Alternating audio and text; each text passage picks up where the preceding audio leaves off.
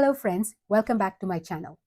This is episode 3 of the sleep series where we discuss all things sleep. In this episode, we're breaking down an ideal routine starting from morning to night and figuring out the exact steps of how to fall asleep faster. When I started to learn about the science of sleep, after consulting numerous research papers, reading the book Why We Sleep by Dr. Matthew Walker and Dr. Andrew Huberman's Toolkit for Sleep, along with some really actionable insights from her book Hello Sleep by Dr. Jade, I've come up with my own version of what an ideal routine should look like to help you fall asleep faster. So let's break it down. Let's begin with tip number 1. The most important and the first thing that you need to do to fall asleep faster is start in the morning. That's right. A good night's sleep actually begins in the morning. What I mean by that is we have to stress the importance of light exposure. The moment we wake up in the morning, the moment we open our eyes, sunlight falls into our eyes. And that exposure to light triggers a part of the brain called the suprachiasmatic nucleus, and this sets up our sleep-wake cycle. From this point on, our 12-hour circadian rhythm timer starts. The cortisol begins to rise in our body, all of the systems start to work. So having light exposure early on in the morning and first thing when you wake up, opening up the windows, looking at sunlight, or even better, stepping out into the sunlight for 5 to 10 minutes sets up your body clock like nothing else. Tip number 2 is exercising. Exercising in the earlier part of the day sets up the exact amount of cortisol. It helps to peak and rise and also strengthens the adenosine system. That's the second factor that governs our sleep. So for those of us who are exercise enthusiasts, working out in the morning hours definitely has its added benefit. Tip number 3 is to limit your caffeine intake.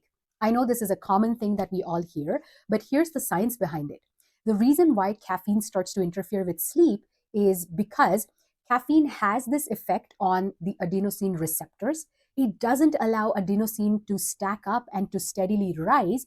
Therefore, if we've had caffeine later in the day, our adenosine is not allowed to rise up, and therefore we don't feel sleepy.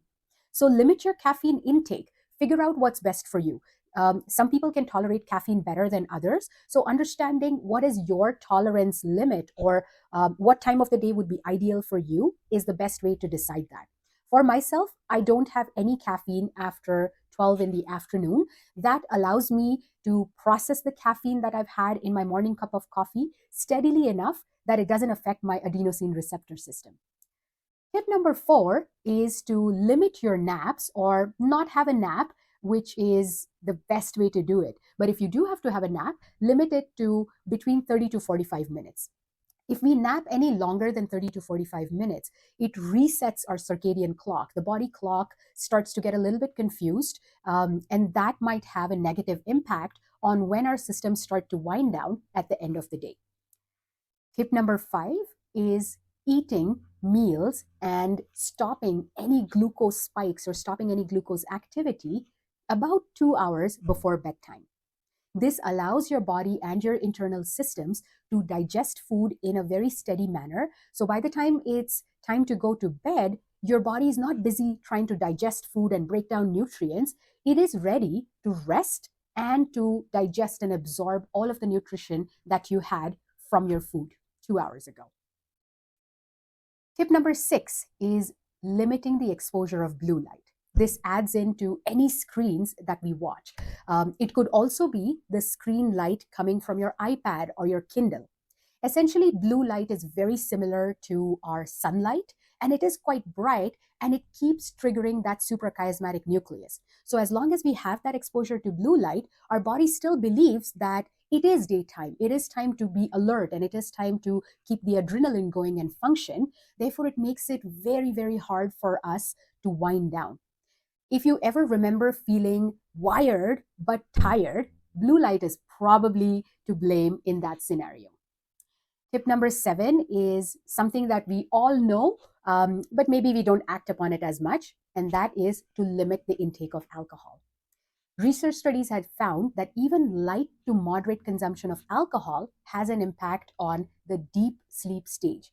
This is the restorative part of sleep. So higher the amount of alcohol, lesser is the amount of deep sleep that we get.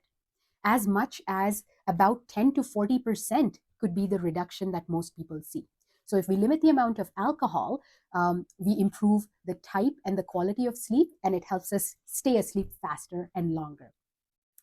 Tip number 8 is about body temperature. It's best to cool down body temperature. It is, of course, very beneficial to sleep in a cooler environment. So opening your windows just before going to bed at night will cool down the overall temperature of your room. But if you want to cool down your body temperature, it is ideal if you take a warm bath or a warm shower. The process of taking that warm bath or shower opens up these blood vessels, opens up our capillaries, which help us to cool down our core body temperature and therefore get into this calm, restful state of sleep, and we stay asleep longer. Tip number 9 is having a really nice bedtime routine. The importance of a bedtime routine cannot be stressed anymore. If you had to have one actionable strategy, I would say pick bedtime routine as your actionable strategy. The reason why bedtime routine is so crucial and important is because these are subconscious cues that we give our body to wire down, to power down, and slow down. We can't expect our bodies and brains to go from 100 kilometers per hour all the way down to zero in just a matter of 10 to 15 minutes.